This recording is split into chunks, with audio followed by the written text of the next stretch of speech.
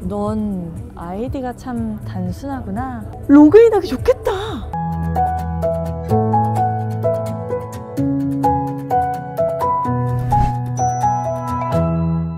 안녕하세요, 차박사입니다. 대한민국에 또 따끈따끈한 전기차가 이렇게 조금씩 계속 출시를 하고 있는데요. 아마도 굉장한 반향이 있을 것 같은 전기차를 만났습니다. 바로 폭스바겐사의 첫 번째 전기 SUV ID.4인데요. 첫 번째 전기 SUV지만 안에 들어간 플랫폼은 우리가 이미 사실 만나는 봤어요. 불과 얼마 전에 제가 리뷰를 통해서 보여드린 아우디사의 Q4 e-tron, 그 모델이 지금 보시는 이 ID.4와 같은 MEB 플랫폼을 기반으로 만든 전기차입니다. 하지만 역시 브랜드사가 다르기 때문에 생김새도 완전히 다른 걸 알 수 있고요. 실내, 외관 모든 부분에서 서로 별도의 특징을 가지고 있는데, 오늘 이 ID.4가 어떻게 나왔을지 좀 자세히 살펴보도록 할게요. 사실 우리가 지금 이거 디자인을 볼 때가 아니에요. 이 ID.4가요, 보조금을 100% 받는 전기차로 출시가 되었습니다. 세상에! 아니, 얼마 전에 그 Q4 e-tron 같은 경우는 그 보조금 문제 때문에 조금 안타까운 그 경우가 있었는데, 지금 보시는 이 모델 100% 보조금을 지급받게 되고요. 현재 보조금 지급 기준에 의하면 차량 가액이 5,500만 원 미만이어야 100%의 국고 보조금을 받아갑니다. 이 차량 5,490만 원, 5,500만 원 기준에서 10만 원이 빠지면서 우리가 이 보조금 혜택을 다 받을 수 있게 됐다는 거. 이 지자체 보조금은 여러분 지역마다 다르게 받으실 수 있는 보조금이고요. 국고 보조금 같은 경우는 최대 700만 원을 지원을 받는데, 그렇다고 그걸 다 받는 건 아닙니다. 정확하게는 651만 원을 받으실 수 있게 되었어요. 이렇게 보조금을 따지고 보면 일단 4천만 원대잖아. 지금 나와 있는 국산 뭐 아이오닉5, EV6 이런 전기차도 5천만 원대를 생각해야 되는 시점이다 보니까 정말 가격이 괜찮은데 수입차가 더 싼데, 약간 지금 이런 되게 정말 말도 안 되는 이런 상황이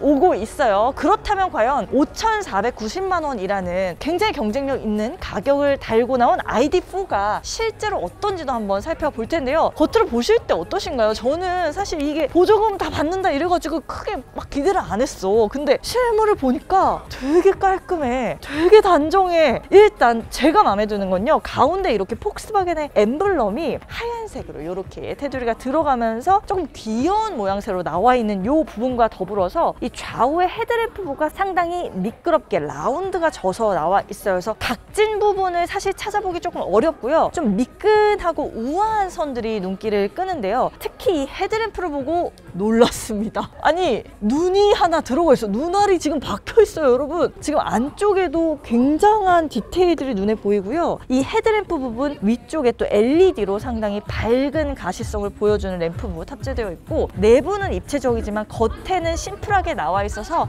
좀 전체적인 통일감도 느껴지는 것 같고요. 위쪽에 보시면 후드부가 좀 짧아요. 그래서 약간 짤뚱한 느낌이 드는데, 이 차량이 회전 반경이 그다지 넓지 않은 차구나 라는 거를 조금 느끼게 해주는 프로포션이기도 합니다. 좀 짤뚱하고 약간 귀여운 느낌이 있어요. 그렇지만 측면에서 봤을 때는 이 차량은 꽤 길이감이 있습니다. 결코 작은 차는 아니에요. 전면부의 인상은 그렇게 커 보이지 않거든요. 그런데 측면부에서 보시면 이 길이감이 아주 짧다고 느껴지지도 않아요. 이 세그먼트로 따지면 비교할 수 있는 폭스바겐의 일반 엔진 차량은 티구안이 있을 텐데요. 티구안보다 한 6cm 정도 이상 차량이 조금 더 긴 상황이고, 말씀드렸던 전기차 전용 플랫폼이 들어가면서 이 휠베이스가 널찍하게 나왔기 때문에 내연기관 차량보다는 2열에서의 공간도 상당히 매력적이지 않을까 예상이 되는데요. 한번 일단 그냥 바로 타볼게요, 제가. 자, 이렇게 레그룸 공간은 주먹이 한 4개 정도 이상은 들어가는 수준이고요. 이게 지금 제가 제 몸에 맞게 앞에 시트를 조정한 상황이 아니기 때문에 저같이 좀 여성의 작은 체구가 이렇게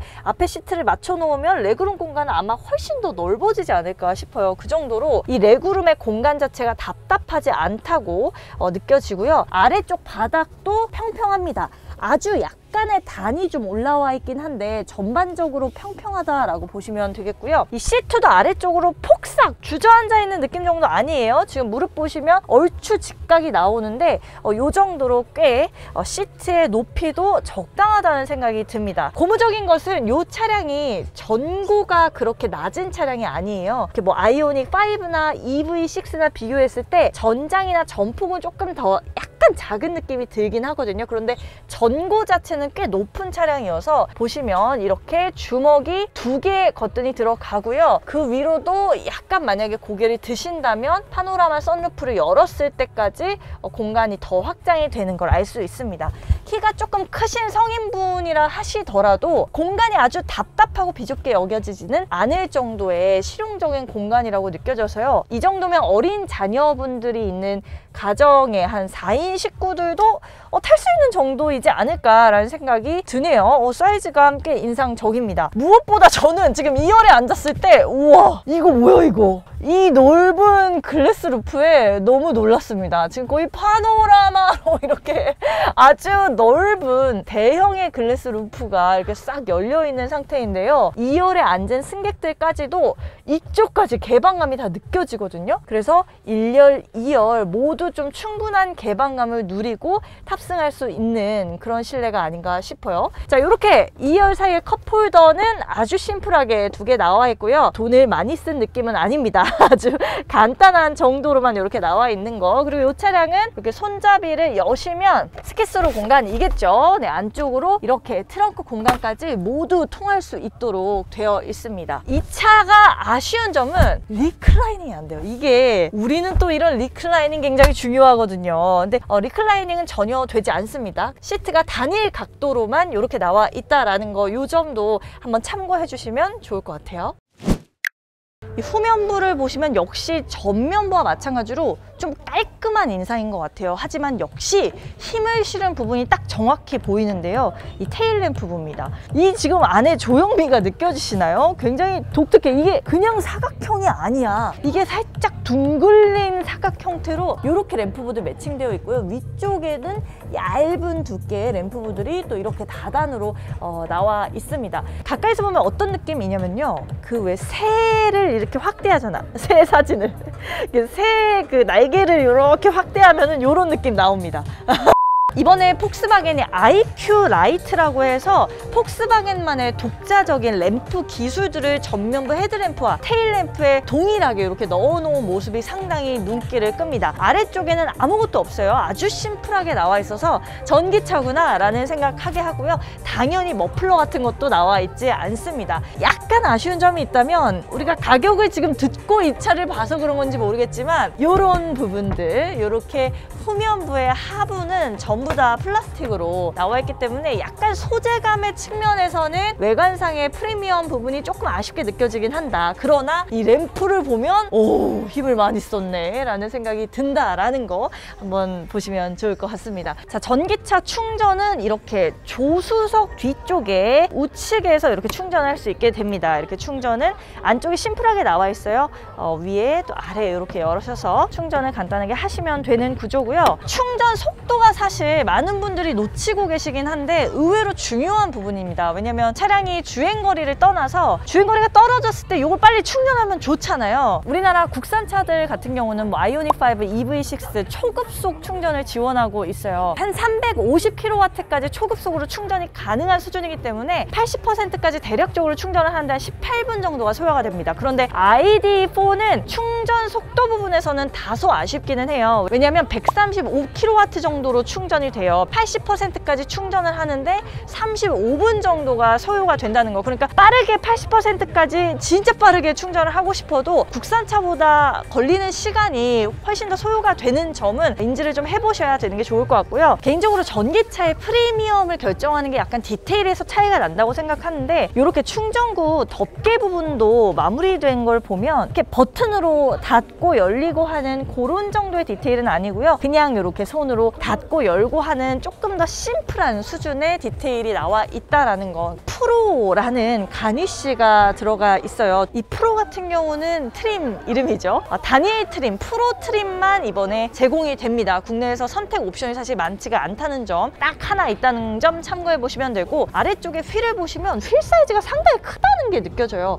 20인치의 휠이 들어가 있는 상태입니다. 안쪽에 휠이 깔끔하게 드러나 있어서 전체적인 단정한 인상을 부각시켜주는 그런 특징이 있는 것 같아요. 개인적으로는 전체적인 인상과 상당히 잘 어울린다라는 생각이 드네요. 한번 이 차량 실내에도 타보도록 할 텐데요. 제가 이번에 실내를 조금 타보려고 하다가 놀란 게 있어. 실내를 탈 때 특이해. 이거 되게 특이하네. 이게 보시면은 안쪽에 손을 넣고 똘깍 눌러주시면은 이렇게 문이 열리는 이런 방식이거든요. 그리고 이쪽 안쪽에 사실 램프도 나와 있어서 무드 램프가 내부에서 또 비치도록 또 되어 있다라는 점, 그것도 확인을 할 수가 있어요. 자, 이렇게 ID4 실내에 앉았는데요. 일단은 저 지금 놀랐어요. 왜냐면 무드램프가 되게 스마트해. 일단 대시보드 전체를 이 아래쪽을 가로지르는 파란색 지금 램프 나와 있는데, 도어부 쪽 보이시나요? 도어부 쪽에 들어간 램프는 보라색이야.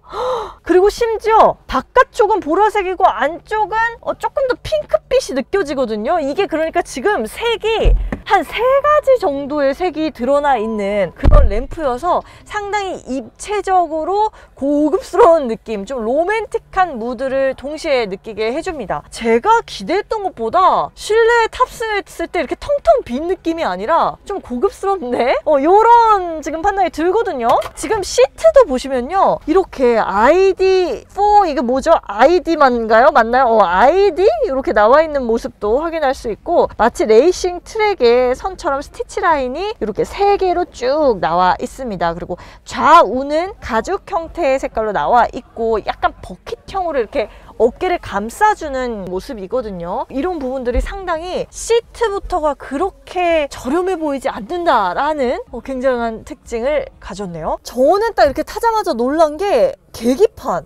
계기판이 이게 상당히 작거든요. 한 5인치 정도밖에 안 되는 아주 작은 계기판인데 나름 똑똑해요. 그러니까 처음 보는 거야, 지금 요런 거를. 보시면 이렇게 스티어링 휠을 아래쪽으로 내리고 올리고 할 때, 요럴 때도 이 계기판이 같이 덩달아서 움직입니다. 그래서 내리고 올리고 시야에 가리지 않는 거죠. 요런 점이 아주 매력적으로 보이고요. 작지만 좀 알차고 최신차라는 느낌을 주는 그런 포인트가 아닌가 싶기도 해요. 또 특이한 게 요거죠. 바로 이렇게 컬럼식의 변속 시프트가 나와 있는데, 이 기어를 이렇게 레버 형태로 돌리는 타입이거든요. 근데 제가 지금 약간 이렇게 제 포지션을 진짜 운전을 한다라고 딱 보고서는 진짜로 잡고 앉아보면 약간 이 시프트가 이 핸들을 가려집니다. 그래서 어느 기어로 지금 조작을 되는지를 보려면 이 계기판에 나와 있는 D단, N단, R단 이런 기어의 색깔, 램프 색깔을 좀 보셔야 되는 부분이 있고요. 이걸 통해서 시프트에 나와 있는 정보를 통해서 내가 조작을 하려면 운전자가 몸을 좀 이렇게 움직여서 이걸 봐야 하는 이런 약간의 아쉬움은 있습니다. 그래도 계기판은 이렇게 스티어링 휠이랑 일체형으로 움직이기 때문에 시야에 딱히 가려질 것도 없고요. 사이즈도 좀 작아서 이 스티어링 휠 안쪽에서 모든 정보가 다 들어오는 정도입니다. 주행을 했을 때는 아마 속도계 계기판이 이 가운데 가장 크게 뜰 텐데, 생각보다 굉장히 직관적이고 사이즈는 줄이고 어느 정도 원가도 절감하면서 생각보다 되게 최신차의 느낌을 또 주는 맛은 살렸네? 라는 생각이 들어서 저는 좀 똑똑한 디테일이 아닌가 싶어요. 아래쪽에 스티어링 휠 같은 경우는 좀 노멀한 편인 것 같아요. 폭스바겐의 일반 내연기관 차에서 느꼈던 감성이랑 크게 다르진 않지만, 좌우에 있는 버튼이 좀 특이하죠? 이 부분에 물리 버튼이 삭제가 되고 이렇게 터치형으로 바뀌었습니다. 이렇게 터치로 햅틱이 살짝 느껴져요. 그래서 살짝의 진동이 느껴지면서 위아래로 이렇게 조정을 할 수 있는 부분인데요. 사실 이게 생각보다 민감도가 있습니다. 그래서 여러분이 그냥 이렇게 스치기만 해도 약간 뭔가가 눌리는데 이게 정확히 뭐가 눌리는지는 약간 헷갈리긴 해요. 아무튼 뭔가 눌린다는 거, 이런 부분 나와 있고요. 볼륨을 조절할 때도 이렇게 올렸다가 내렸다가 해도 되는데, 이 앞쪽에 보시면 12인치의 디스플레이 아래에도 터치를 할 수 있는 부분들이 나와 있어요. 이렇게 운전석 온도를 조절하는 부분, 조수석 온도를 조절하는 부분,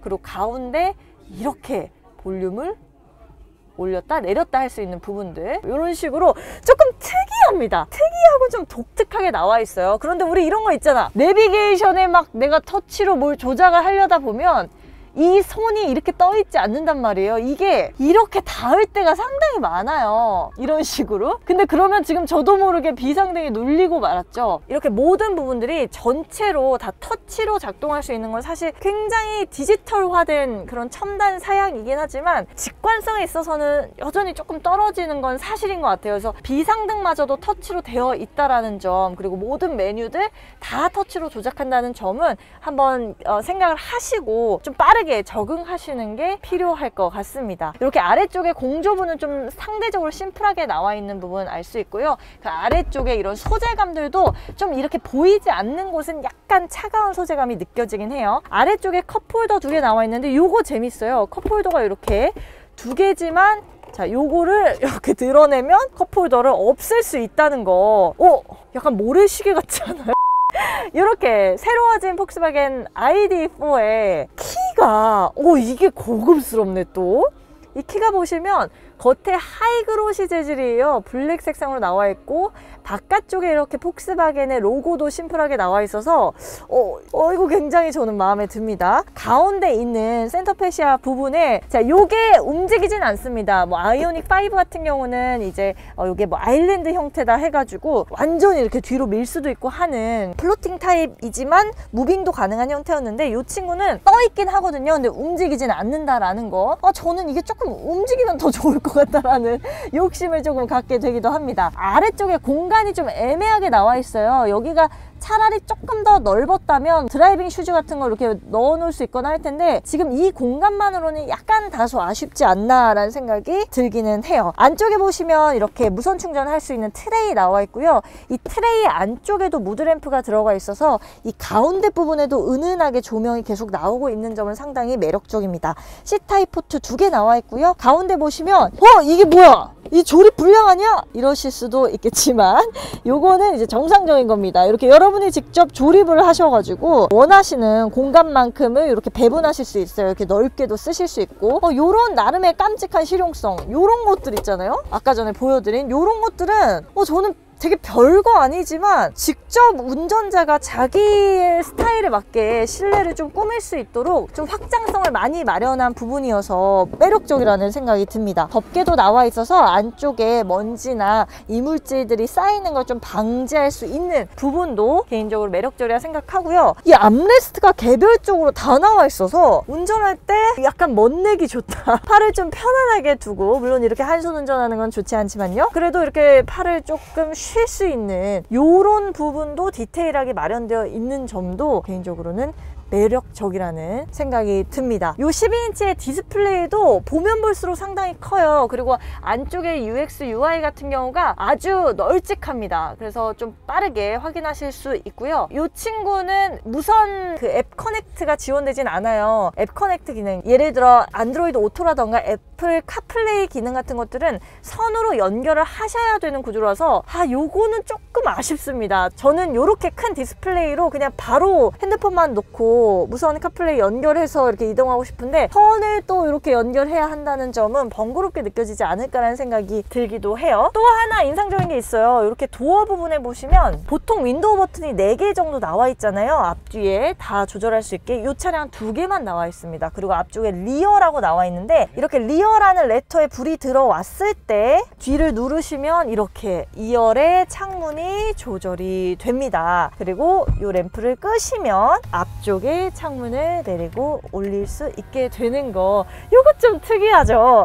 요게 처음에 적응은 조금 어려울 수도 있겠지만 이거는 쓰다 보면 쉽게 적응이 되고 저는 잘 만들었다는 생각이 들어요. 오히려 4개 있을 때는 저는 진짜로 제가 차 타가도 항상 이거 실수하거든요. 내가 1열 여는 건가 2열 여는 건가 이렇게. 근데 요거는 그럴 걱정이 좀 없겠다 싶기도 합니다. 전반적으로 저는 실내가 이게 생각보다 프리미엄 디테일들이 많이 보이는데요. 외관에서는 다소 소재감이 아쉬웠는데 실내에서는 다양한 첨단화의 작용을 통해서 그런 좀 최신차의 맛을 좀 많이 살려놓은 것 같습니다. 요것도 보여드려야죠. 요거 제가 아마 볼보 차량에서 보여드렸던 것 같은데요. 요렇게 터치를 착 하면은 이 이 제가 드래그한 그 터치 동작에 맞게 지금 글래스 루프가 닫히는 모습, 이런 것도 정말 요새 나오는 차량에만 들어가는 그런 디테일이라는 거, 요것도 참고해 보시면 좋겠습니다. 아니 지금 나오면서 보니까 메모리 시트도 여기 딱 이렇게 나와 있는 부분들, 전동 시트까지 이렇게 딱 조작할 수 있는 부분들, 몰라, 이게 분명히 단일 트림으로 나온 모델인데 실내가 이렇게 막 뭔가 옵션이 막 엄청나게 빠져있다라는 느낌이 좀 안 들거든요. 굉장히 잘 나온 게 아닌가 라는 생각이 드네요. 아쉬운 거 딱 하나 있어요. 통풍 시트 없습니다, 여러분. 통풍 시트 여기 보시면 여기가 이게 스웨이드란 말이야. 그래가지고 좀 더워요. 근데 통풍 시트가 들어가 있지 않아서 좀 땀이 날 수 있다라는 거, 이런 거는 조금 아쉬운 점으로 보시는 게 좋을 것 같습니다.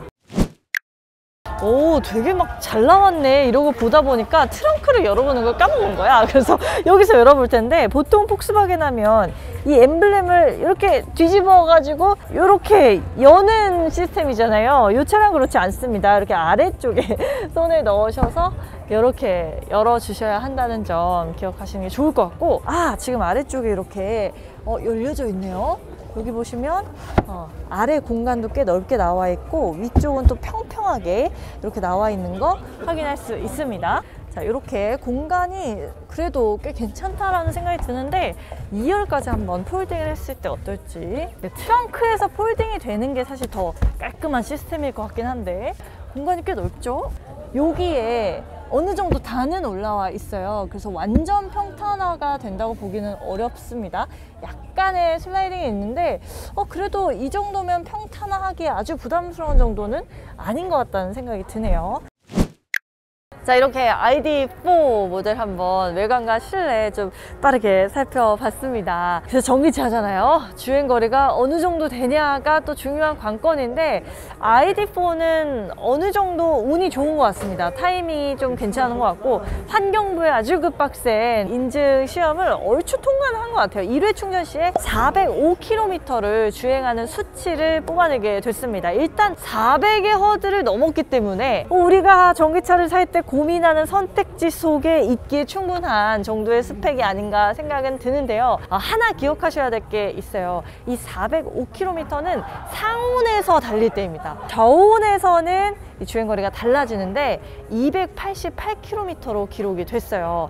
405km가 갑자기 200km대 이러면은 느낌이 확 달라지잖아요. 그래서 환경부도 국고보조금 지원금을 원래 700만 원까지 줄려다가 이제 651만 원으로 요거를 살짝 낮출 수밖에 없게 그렇게 돼버린 거죠. 그래서 용량이 적은 배터리가 들어가는 것도 아니에요. 사실 국산차 웬만한 전기차보다 더 용량이 큰 82kWh의 배터리 용량이 탑재가 되어 있는 차량인데, 그럼에도 불구하고 상온에서와 또 저온에서의 주행 효율이 좀 많이 달라진다는 거, 요게 저는 개인적으로 좀 아쉽게 느껴지더라고요. 히트펌프가 안 들어가서 그런 거겠구나 라고 생각을 하려고 했는데 히트펌프도 들어가 있는 거야. 그래서 요거는 어떤 배터리의 그 온도에 따른 효율의 여파가 좀 있지 않나라는 킹리적 가심으로 추측을 해보는 부분입니다. 왜냐면 이 차도 얼마 전에 제가 보여드렸던 아우디의 Q4 이트론과 마찬가지로 최고 주행 속도가 160km/h까지입니다. 그러니까 그 이상으로는 못 달리는 차예요. 왜 그럴까 생각해봤는데, 그렇게 달리면 배터리 효율이 엄청 떨어지는 게 아닌가라는 또 킹리적 가심을 한번 해보면서 주행거리의 숨은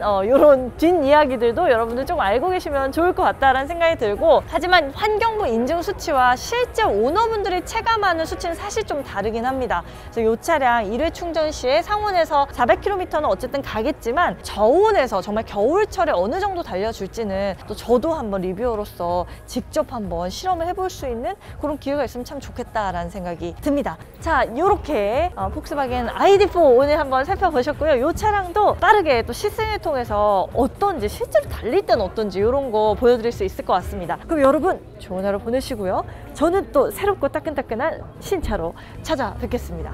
빠이!